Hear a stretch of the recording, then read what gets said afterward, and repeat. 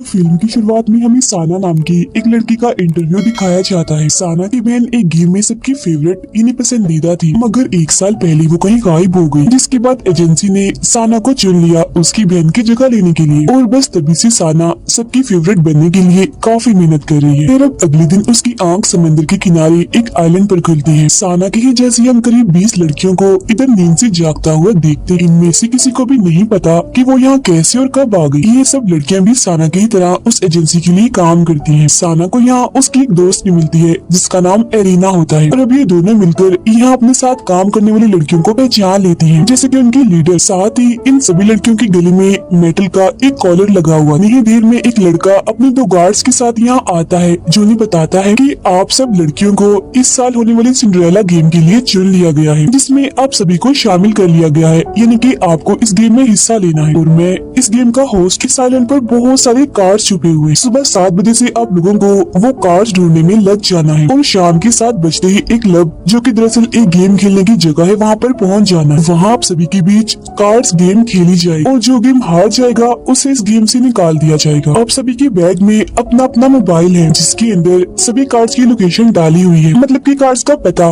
कि कौन सा कार्ड किधर है, ताकि कार्ड्स आप सभी को आसानी से मिल जाएं। जो भी आखिर तक इस गेम में टिका रहेगा, मतलब जो इस गेम को जीत जाएगा, उसे इस मुल्क का सबसे फेवरेट बना दिया जाएगा, यानी जिसे सब लोग पसंद करेंगे। जिसके बाद उसे इनाम मिलेगा। फिल्म्स और एड्स में काम करने के लिए बहुत सारे एल्बम्स मिलेंगे। तभी एक लड़की बोलती है कि मुझे इस बकवास गेम में कोई दिलचस्पी नहीं है, और यहाँ से जाने लगती। उसे जाता देखकर एक गार्ड अपने टैब का बटन दबाता है, जिसके फौरन बाद वो मेटल का कॉलर जो उस लड़की के गले में बंधा था वो आवाज करने लगता है, और फिर तभी अचानक उस लड़की की मौत हो जाती है। उन्हें ये नजारा दिखाकर गेम होस्ट कहता है कि तुम सबके कॉलर में जहर का इंजेक्शन लगाया हुआ है, जो हमारे एक बटन दबाते ही उस इंसान में चला जाएगा, जिससे उसकी मौत हो जाएगी। तो यहाँ से भागने का तो बिल्कुल भी मत सोचना। अब ये जानकर सारी लड़कियाँ काफी डर जाती हैं और समझ जाती है कि हम इस जानलेवा गेम में फंस गई हैं। वो ये भी जान लेती है कि हमारी एजेंसी ने ही मोटी रकम लेकर हमें यहाँ पर भेजा है। इसके बाद गेम होस्ट उन्हें गेम के और असूल बताने लगता है कि आइलैंड पर आप लोगों को टोटल 3 तरह के कार्ड्स मिलेंगे। एक का नाम है प्रिंस,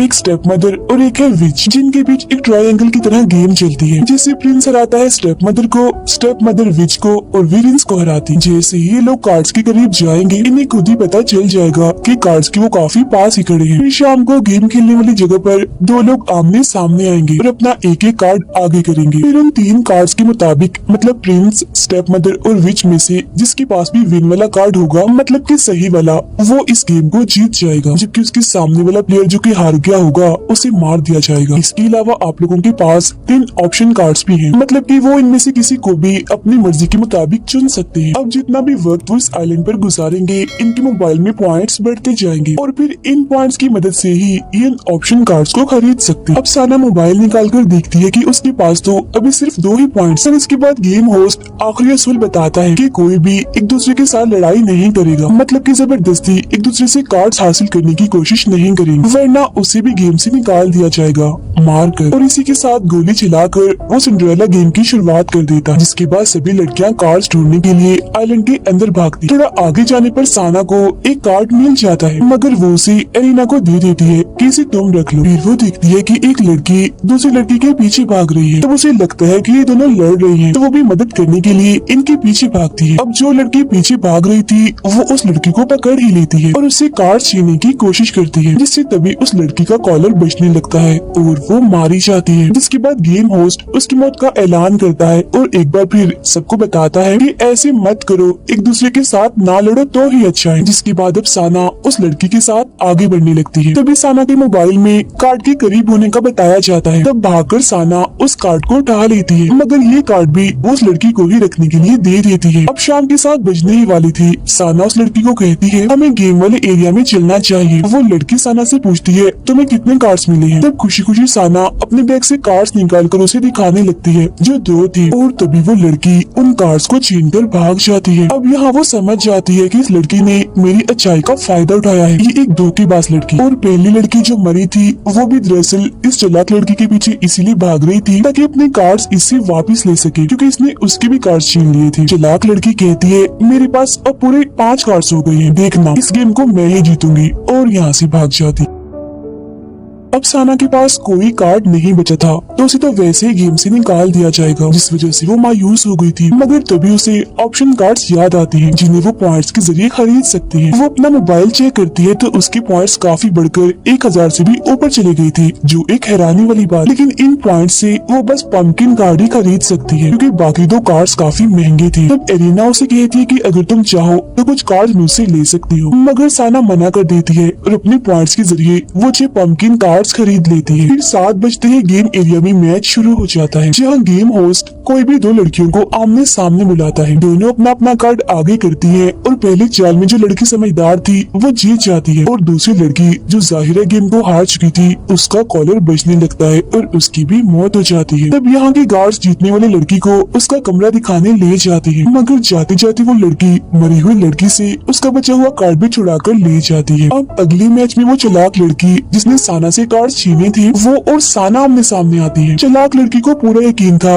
कि गेम को तो मैं ही जीतूंगी क्योंकि साना के पास तो कार्ड्स ही नहीं है। लेकिन तभी साना को उसके खरीदे हुए 6 कार्ड्स दे दिए जाते हैं। दोनों जैसे ही अपने अपने कार्ड्स को आगे करती हैं तो गेम होस्ट उन्हें ऑप्शन कार्ड्स के बारे में बताने लगता है कि अगर पंपकिन कार्ड जो साना के पास है उसके सामने अगर कोई भी नॉर्मल कार्ड डाला जाए तो इस गेम को रोक दिया जाता है और जो दूसरा कार्ड है मिडनाइट वो पंपकिन कार्ड को हरा सकता है। और सबसे आखिरी ऑप्शन कार्ड है ग्लास कार्ड जो इतना महंगा है कि मैं आपको क्या ही बताऊं। जिसके बाद अब दोनों अपने आगे की चालें चलने लगती है और क्योंकि साना ने सारे ही पंपकिन कार्ड्स खरीदे थे तो वो सारे मैच ही खत्म करती रहती है। जिसके बाद आखिर में उस चालाक लड़की के पास उसके सारे 5 कार्ड्स खत्म हो जाते हैं, जिससे वो ये गेम हार जाती है। वो रोना धोना तो बहुत करती है मगर इसके बावजूद भी उसका कॉलर बचता है और उसे भी मार दिया जाता है। अब हालांकि उसने साना के साथ अच्छा नहीं किया था मगर फिर भी उसे उस चालाक लड़की की मौत पर काफी दुख होता है। जिसके बाद साना को भी उसके कमरे में ले जाकर छोड़ दिया जाता है। अब साना की दोस्त एरिना भी एक लड़की से इस गेम को जीत जाती है और वो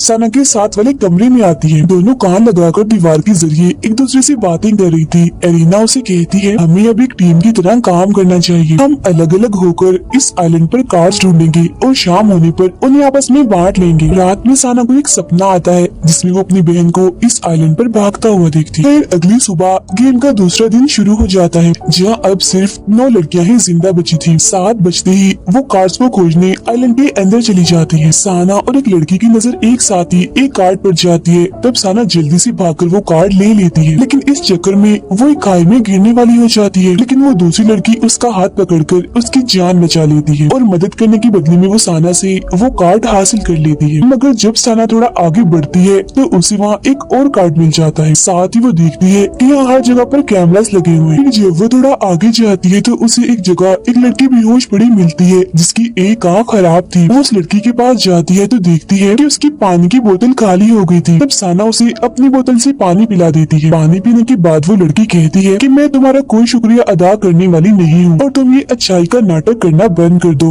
इससे कुछ हासिल नहीं होगा, तुम पागल हो जिस तरह से कर रही हो। उधर एरिना कार्ड ढूंढते हुए एक गुफा में जाती है जहाँ एक लड़की आकर लकड़ी से उस पर हमला कर देती है और कहती है यहाँ कोई कैमरा नहीं लगा हुआ, मैं तुम्हें मारकर तुम्हारे सारे कार्ड्स हासिल कर लूंगी और किसी को पता भी नहीं चलेगा क्योंकि गेम जीतने के लिए मैं किसी भी हद तक जा सकती हूँ। जिसके बाद वो एरिना पर दोबारा से हमला करके उसे नीचे गिरा देती है और वो उसे जान से मारने ही वाली थी कि तभी उसके गले का कॉलर बचने लगता है और उसकी खुद की ही मौत हो जाती है। तब गेम होस्ट उसकी भी मौत का ऐलान करता है और कहता है कि बेशक कैमरास अक्सर जगहों पर नहीं है लेकिन इस आइलैंड के चप्पे चप्पे पर हमारी नजर। उसके मरते ही एरिना उसके बैग से कार्ड्स निकाल कर आगे बढ़ जाती है। जिसके बाद शाम को सभी गेम वाले एरिया में पहुंच जाती है जहाँ साना के पास पंपकिन के अलावा मिडनाइट कार्ड भी थे और पहला मैच एरिना का था एक दूसरी लड़की के साथ। तब जाते जाते साना उसे अपने सारे कार्ड्स दे देती है। तब एरिना उसे कहती है अगर मैं गेम में हार गई मतलब मैं मारी गई तो तुम जल्दी से अपने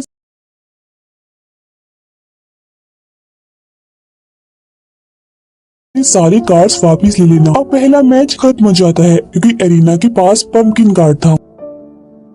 इसके बाद दूसरी चाल में सामने वाली लड़की मिडनाइट कार्ड चलती है जबकि एरिना विच कार्ड। जो देख गेम होस्ट उस लड़की को कहता है तुम गेम हार गई हो क्योंकि मिडनाइट कार्ड सिर्फ पंपकिन कार्ड को ही हरा सकता है और नॉर्मल किसी कार्ड को नहीं। जिसके बाद उस लड़की को भी मार दिया जाता है और एरिना साना के गले लगने के बहाने अपने भी सारे कार्ड्स उसे दे देती है। जिसके बाद आमने सामने आती है साना और वो लड़की जिसने खाई में गिरने से उसकी जान बचाई थी। वो लड़की यहाँ एक चाल चलती है, वो बताती कुछ है और सामने कोई और कार्ड लाती है। जो देख साना पंपकिन कार्ड सामने रखकर इस मैच को रोक देती है। ऐसा कुछ देर तक चलता रहता है, मगर तभी आखिर में उस लड़की के पास एक ही कार्ड था, पंपकिन, जिसे वो सामने रख देती है। ठीक इसी वक्त साना अपना मिडनाइट वाला कार्ड रख देती है जिसने खरीदा था, और क्योंकि मिडनाइट कार्ड पंपकिन कार्ड को हरा देता है तो वो लड़की इस गेम को हार जाती है और उसे मार दिया जाता है, जबकि साना गेम को जीत जाती है। अपने अपने कमरों में जाने के बाद एरिना साना से कहती है कि मैंने आइलैंड में एक जगह करीब 10 कार्ड्स देखे हैं, तो कल हम एक साथ होकर उस जगह पर कार्ड्स लेने जाएंगे। अब यहाँ साना काफी परेशान थी। वो एरिना को कहती है कि मुझे ये फिक्र सता रही है कि एक वक्त ऐसा भी आएगा जब हम दोनों ही एक दूसरे के आमने सामने आएंगे। जिस पर एरिना मुस्कुराते हुए कहती है कि अगर हम दोनों में से कोई भी जिंदा बचकर यहाँ से निकल गई तो मुझे बहुत खुशी होगी। अब साना को फिर से सपने में उसकी बहन नजर आती है जो लटकी हुई। फिर इसके बाद गेम का तीसरा दिन आ जाता है जहाँ अब सिर्फ 4 लड़कियां ही जिंदा बची थी। तब प्लान के मुताबिक एरिना और साना उस 10 कार्ड्स वाली जगह पर जाने लगती है, जहाँ वो लड़की जिसकी आँख खराब थी वो भी उनका पीछा कर रही। दोनों जगह पर जाके देखती है कि यहाँ 10 नहीं बल्कि बहुत सारे कार्ड्स पड़े हुए हैं, मगर उनमें से सिर्फ 10 कार्ड्स ही असली थी, बाकी सब नकली थी। तो वो उनमें से असली कार्ड्स ढूंढने लगती है, मगर तभी इधर वो खराब आंख वाली लड़की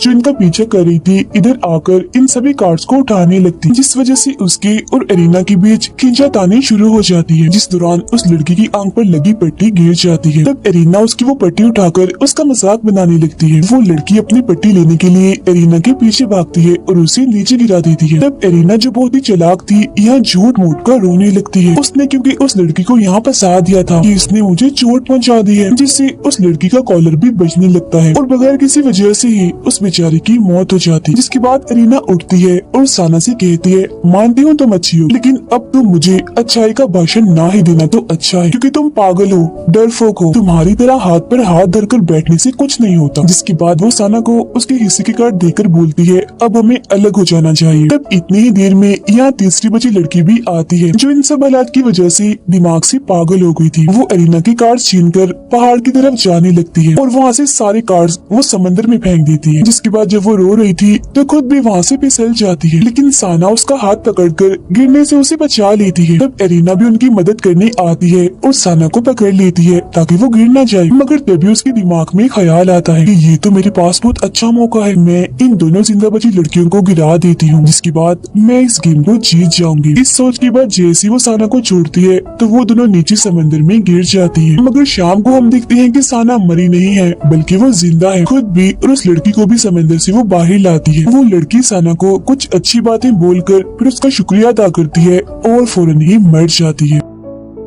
इसके बाद गुस्से में साना गेम वाले एरिया में जाती है जहाँ एरिना आकर उसके गले से लग जाती है। वो देखती है कि एरिना का कॉलर तो पहले से ही बज रहा है। तब मरते मरते एरिना उससे माफी मांगती है कि मैंने तुम्हारी बहन को भी मारा था और तुम्हारे साथ भी अच्छा नहीं किया। जिसके बाद एरिना की भी मौत हो जाती और अब इस गेम में सिर्फ साना ही बची थी। वो पूछती है कि मैच खेले बगैर ही आपने एरिना को क्यों मारा, जिस पर गेम होस्ट कहता है क्योंकि पिछले साल वो सिंड्रेला गेम में जीत गई थी और फाइनल मैच इन्हीं आखिरी गेम में उसने तुम्हारी बहन को हराया था। लेकिन अब मुझे चेयरमैन से ऑर्डर मिला था कि मैं एरिना को ये गेम जीतने ना दूं, और वैसे भी वो बहुत तेज है तो गेम देखने वाले लोग उससे तंग आ गए हैं। आगे वो बताते हैं कि जो सिंड्रेला गेम है और इसमें जितने भी मैच दिखाए गए ये एक शो है जो आइलैंड पर लगे कैमरास की मदद से रिकॉर्ड किया जाता है और लोग पैसे देकर इस शो को देखते हैं। जिसके बाद इन पैसों को सभी प्लेयर्स की खूबियों के हिसाब से पॉइंट्स में बदल दिया जाता है। जैसे साना शुरू से ही यहाँ पर हर किसी की मदद करने की कोशिश कर रही थी, जिससे वो सब देखने वालों की फेवरेट बन गई थी और यही वजह है कि उसके पॉइंट्स इतनी तेजी से बढ़ रहे हैं। जिसके बाद टीवी होस्ट को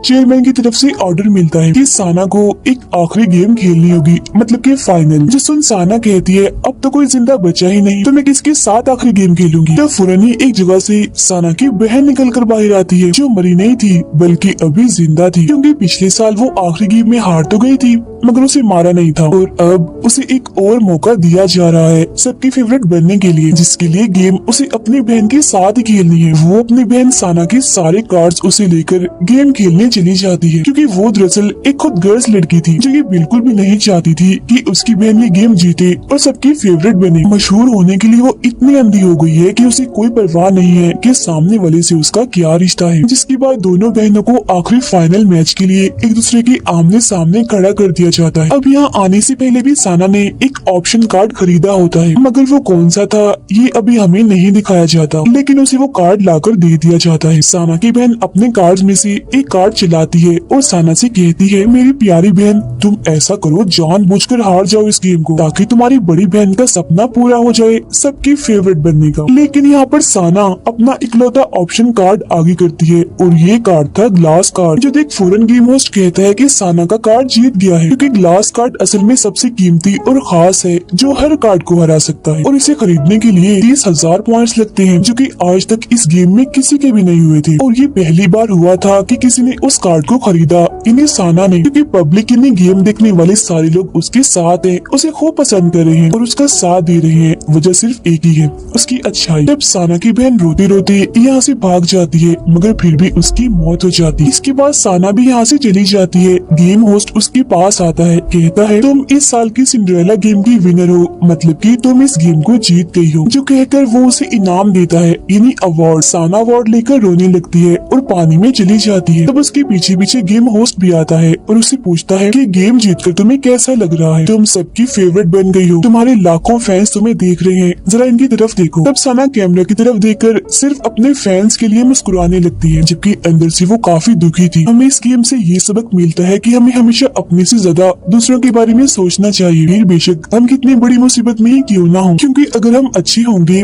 हमारा दिल दूसरों के लिए साफ होगा, तो हमारे साथ भी अच्छा होगा, हम आगे बढ़ेंगे, किस्मत भी हमारा साथ दे, जैसे साना के साथ हुआ। उसने हमेशा सबके साथ अच्छा किया, जिसके बाद आखिर में उसके साथ भी अच्छा हुआ, उसे इनाम मिला। और जिन्होंने दूसरों का बुरा सोचा उनके साथ बुरा ही हुआ। तो हमें हमेशा पॉजिटिव रहना चाहिए, हमेशा अच्छा सोचे और सबके साथ भी अच्छा करें। और मेरे इसी मैसेज के साथ ही ये कहानी इधर ही खत्म हो जाती।